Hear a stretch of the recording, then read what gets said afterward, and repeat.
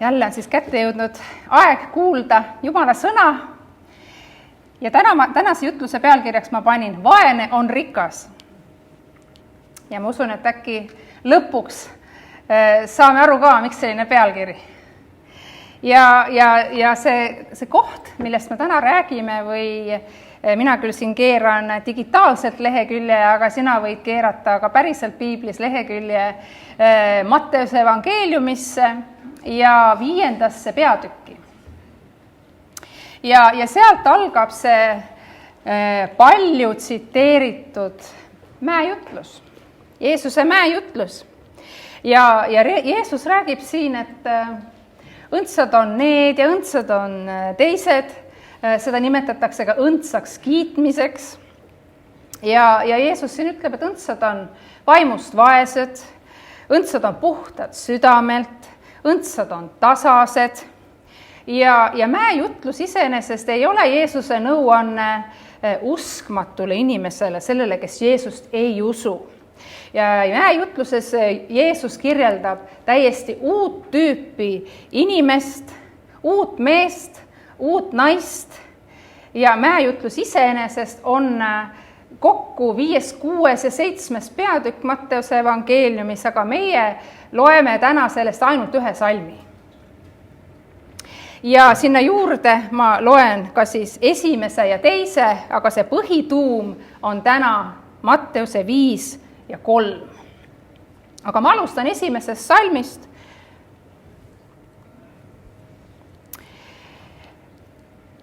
Aga kui Jeesus nägi rahva hulki, läks ta üles mäele ja istus sinna maha. Ja kui jüngrid olid tema ümber kogunenud, avas ta oma suu ja õpetas neid.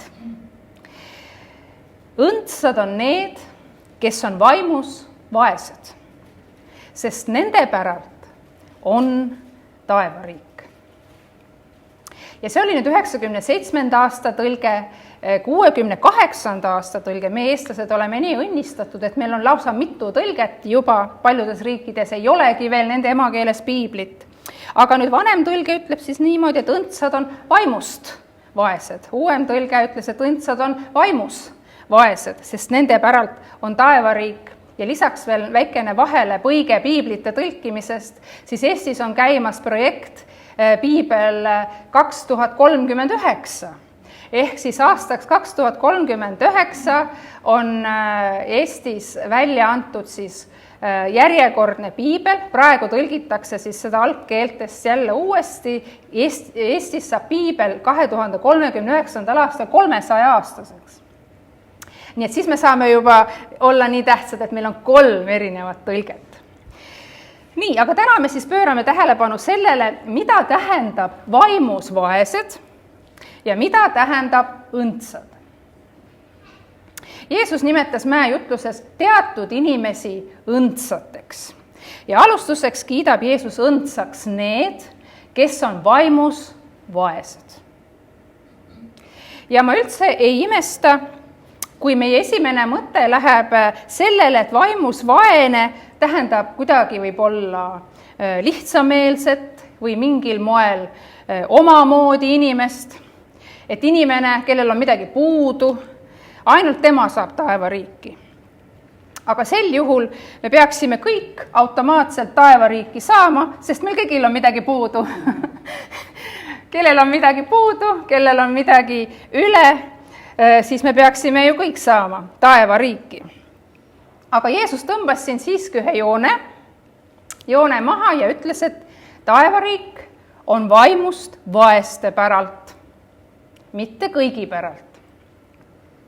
Ja definitsioon või vaese kohta piibli sõnaraamatust selgitust uurides on vaene, puudust kannatav, kummarduv, alandlik kummardamise mõttes.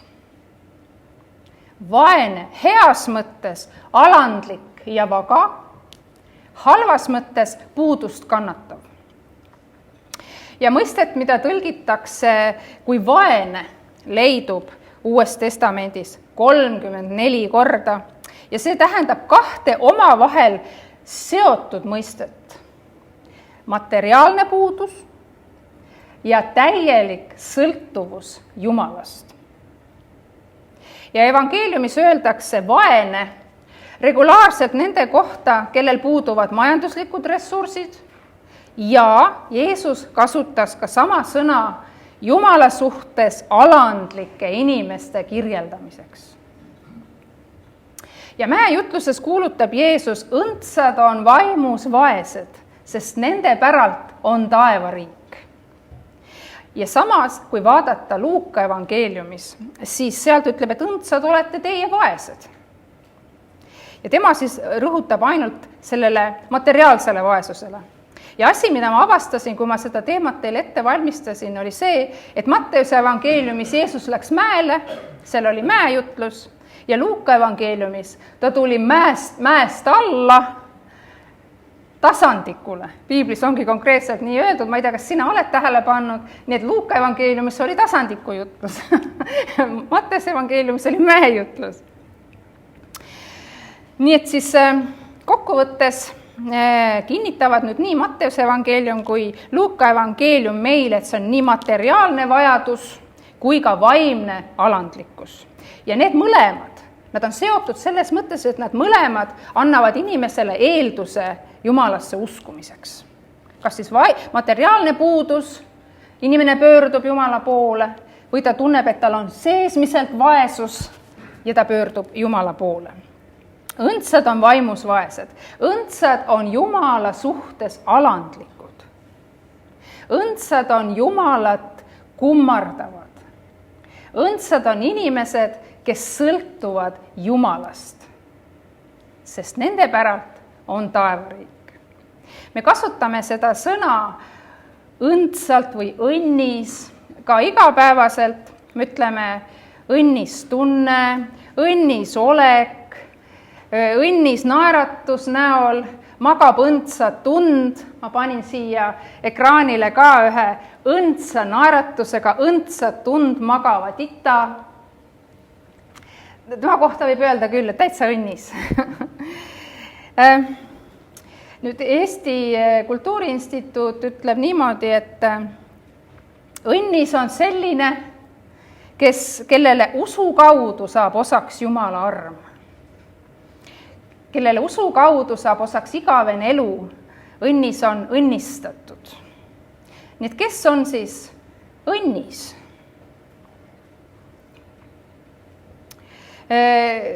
Üldiselt, kui öeldakse õnnis või õnnistatud, me mõtlen, no mis sõna see selline on? Ja siis üldiselt see seostub ikkagi kirikuga, eks ole. Et see on nagu selline kiriku sõna. Et see on nagu Jumalaga seotud ja usuga seotud. Ja see ongi nii, see sõna tuleb Piiblist. Ja kes on siis see õnnis? Piibli sõnaraamat ütleb, et õnnis on õnnelik, õnnistatud, kadestamisväärne, ülimalt õnnistatud ja laiemalt öeldes jõukas. Minu käest küsis sel nädalal keegi, et kuidas sul läheb? Ja siis ma ütlesin talle, et ilusti. Ja temas, mis ilusti, mis vastus see on? Ma ütlesin, et et mis ma sellest välja pean lugema, ta küsis. Ma ütlesin, et kuidas soovid, et kui tahad, ole rõõmus, kui tahad kadesta. Et peab ütlema, et mu elu on õnnis ja lausa kadestamisväärne, mina leian küll, tänu Jumalale.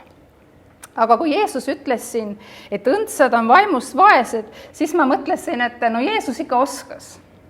Pani kokku sõnad vaene ja õnnis. Nagu me just lugesime, kes see õnnis siis on, eks ole. Õnnelik, õnnistatud, kadestamisväärne, ülimalt õnnistatud ja jõukas. Ja Jeesus ütleb, vaene on õnnis. Vaimust vaene on õnnis. Ja Jeesuse ütlused ka mäejutluses ju annavad ikka tööd väga palju. See lahti murdmine, mida Jeesus kõik ütles, seda tehakse sajandeid. Ja iga kord püha vaim annab jälle midagi uut ilmutada, midagi uut aru saada. Et õndsad on vaimus vaesed.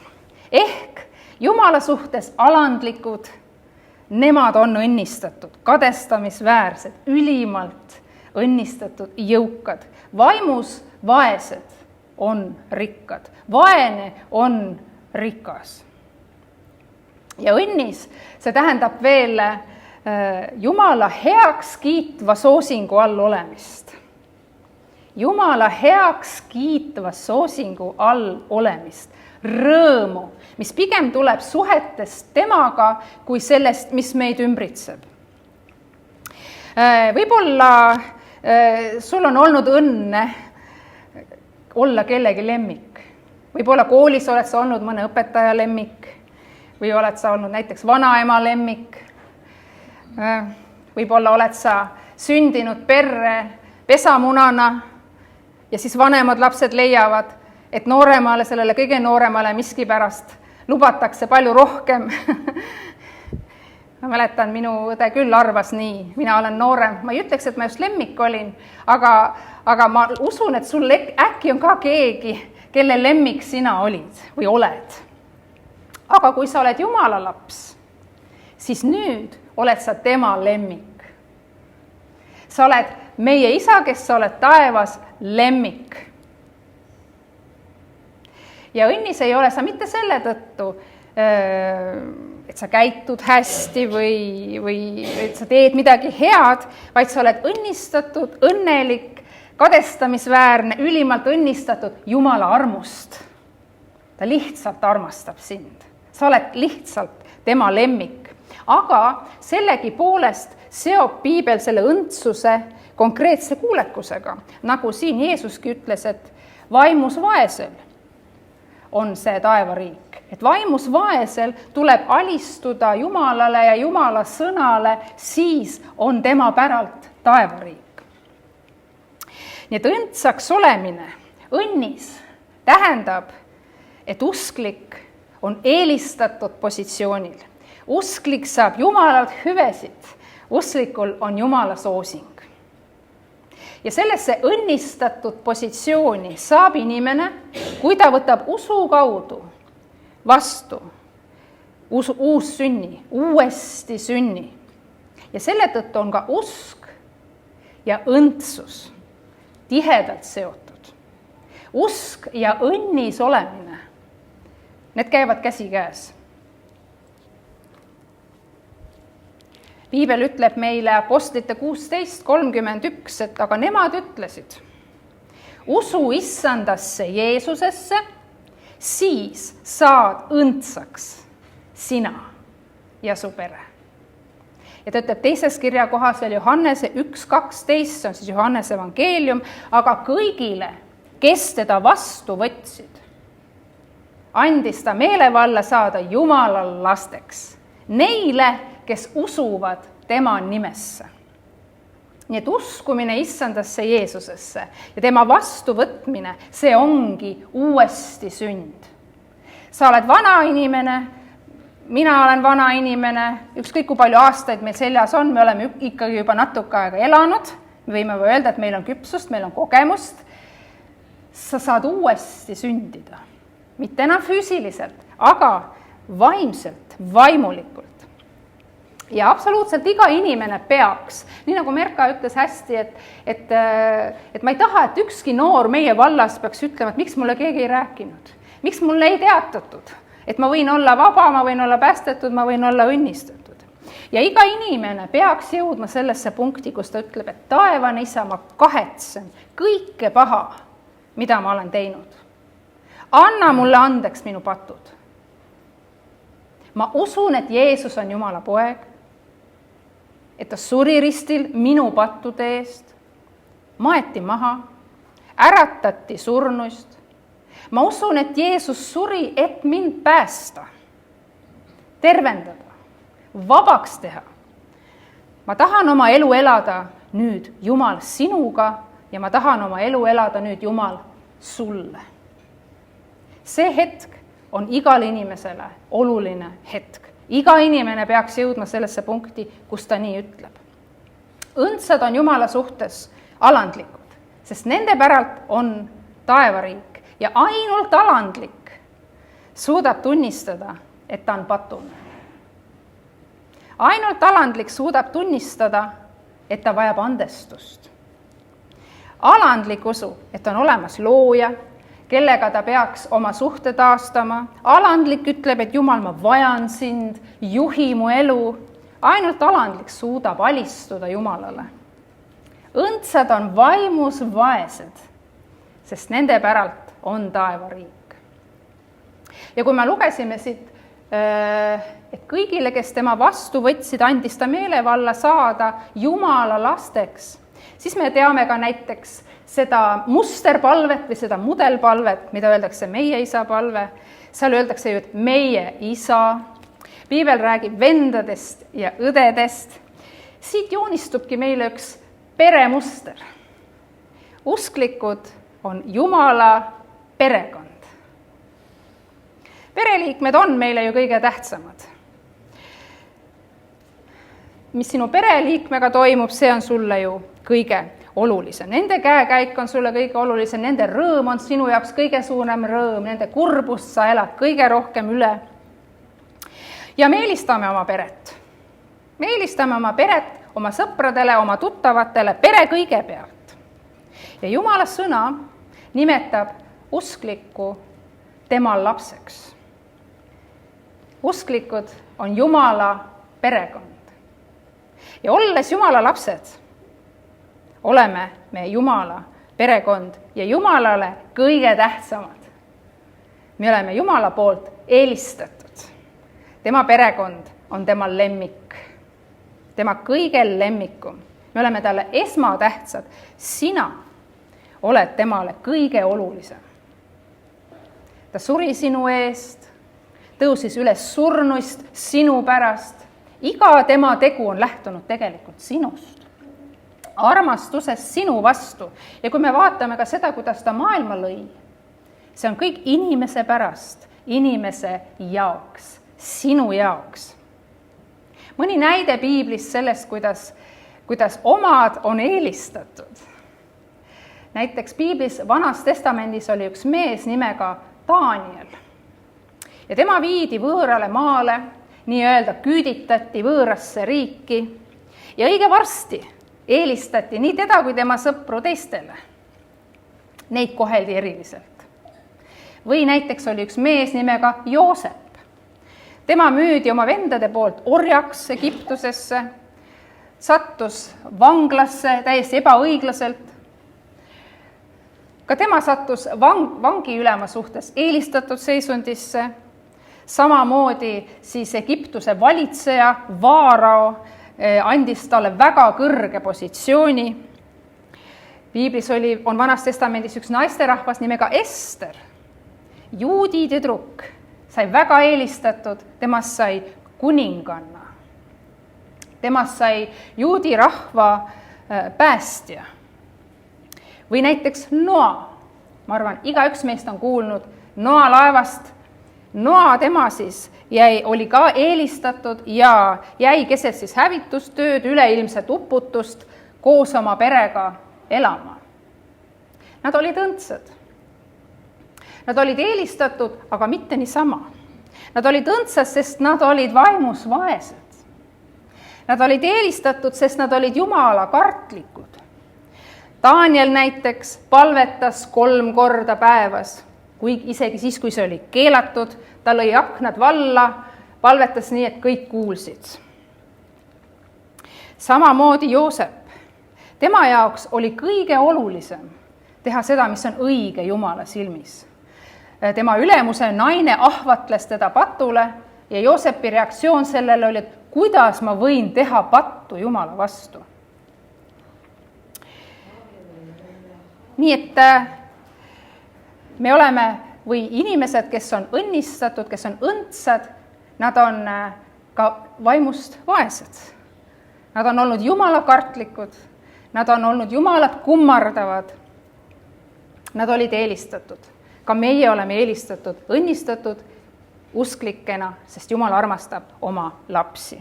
Nüüd Jeesus saatis Jeesuse risti surma kogu maailma eest, kogu inimkonna eest, kõikide eest. Absoluutselt kõikide eest. Ja selle tõttu me saame ka öelda, et ta armastab maailma, kõiki. Et meil kõigil oleks võimalus. Aga inimene saab päästetud ta saab igavese elu ja Jumala lapse seisuse ainult siis, kui Jumalast saab ametlikult tema isa. Sa oled laps ja sul on isa, on ju? Ja sa oled Jumala laps siis, kui Jumal on sinu isa. On ju loogiline, on ju. Kui laps sünnib ilma, siis ta on laps ja tal on isa. Jumala lapseks saadakse samamoodi sündimisega. Me peame uuesti sündima. Ja seda me saame teha oma vaimus. Piibel ütleb, et ükski ei saa taevas isa juurde muidu kui Jeesuse kaudu. Ja Jeesus ütles ise ka, et tema ongi uks isa juurde. Ja tema kaudu, tema on see uks, mille kaudu me saame isa juurde, isa perekonda, isa lapseks. Uskudes Jeesusesse. Kõik on kutsutud sellest uksest sisse. Kõik. Kõik on kutsutud uksest sisse, külmast sooja, vihmast rääst alla. Kõigil on võimalus. Aga sooja saab ja vihma käest kaitset saab see, kes ka tuleb uksest sisse. Kes ka õuest tuppa tuleb. See, kes kutse vastu võtab. Nii et tee kindlaks, et sina oled tema perekonna liige. Ole kindel, et Jumal on sinu isa. Ole kindel, et sa oled vihma käest räästa alla tulnud. Ja kui inimene tunneb, et ta on vaimus vaene ja ta teeb otsuse pöörduda Jumala poole ja avaldab soovi saada Jumala lapseks, siis saab temasse õnnis. Õnnis inimene, õnnistatud, Jumala lemmik. Siis saab vaesest rikas, seesmiselt rikas, tühjus kaob, asemele tuleb täielik rahulolu. Sa oled kätte saanud selle, mis tõeliselt rahuldust pakub. Oled oma otsingutelt, oma rännakutelt lõpuks koju jõudnud. Lõpetuseks. Jeesus keeras mäejutluses esimese lausega kõik pea peale. Ta pani ühte lausesse 2 täiesti erinevat tähendusega sõna, õndsus ja vaesus.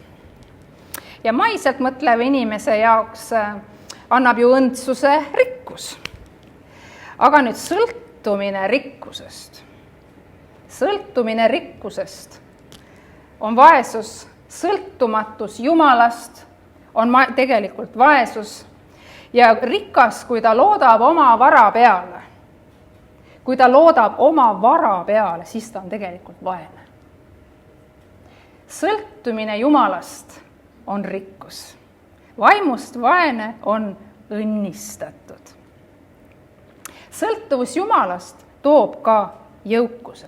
Nii et see, kui palju või kui vähe sul seda maist vara on, see pole tegelikult üldse oluline. Oluline on meie hoiak Jumala suhtes, kas me kummardame teda, kas me oleme temast sõltuvuses, kas me oleme temast täielikult sõltuvuses. Õnnis on olla vaimus vaene. Jeesus ütleb ka, et õndsad on vaimus vaesed, mitte et sul tingimata rahakott peab tühi olema. Õndsad, õnnistatud, kadestamisväärsed, ülimalt õnnistatud, jõukad on inimesed, kes on alandlikud. Täielikus sõltuvuses Jumalast, sest nende päralt on taevariik. Ja meil tuleb olla see alandlik, see vaimus vaene täna, nüüd ja praegu, olevikus. Just nüüd, et kätte saada see, mis tulevikus tuleb, taevariik. Täna on see otsus vaja teha olevikus. Teha kindlaks, et sa oled oma isa laps, et sa oled tema perekonna liige ja sellega kaasneb nii palju, sellega kaasneb väga palju, mida päev-päevalt sa saad avastada, sa saad imetleda, sa saad ammuli suvi mõelda, kuidas. Ma mäletan, kui ma hakkasin koguduses käima, siis ma mõtlesin, miks ma seda varem ei teinud, kus ma enne olin. Oleks ma varem teadnud, ma mäletan neid tundeid. Ma küll oma mõistusega uskusin Jumalat, nii palju kui ma ennast tean, ma olen kogu aeg uskunud. Aga koguduses käimine, teistega koos nii-öelda Jumala perekonna kuulumine. Kui ma esimest korda sealt uksest, koguduse uksest sisse astusin ja ma jäin natuke hiljaks, sest ma käisin kaugemalt. Seal oli ülistus juba käis. Ja siis ma mõtlesin, see on koht, kuhu ma jään ja kust ma enam iialgi ära ei lähe. Mina jõudsin koju nii-öelda oma rännakutelt tänu Jumalale juba päris varakult. Ma olin 18-aastane, kui ma andsin oma elu ametlikult Jumalale, ma vormistasin selle ära, ütlesin, vot Jumal, ma tahan olla sinu laps, ma usun sinusse. Ja sealt alates on läinud minu elu nii, et ma võin öelda, et ma olen õnnis. Ma olen õnnistatud. Jumal on hea, ma võin tunda ennast turvaliselt, ma ei tunne ennast kunagi üksi. Jumal on hea. Nii et õndsad on vaimust vaesed ja tee kindlaks, et sina oled see vaimust vaene, sest siis sa saad õndsaks ja sinu päralt saab olema Jumala riik. Aamen.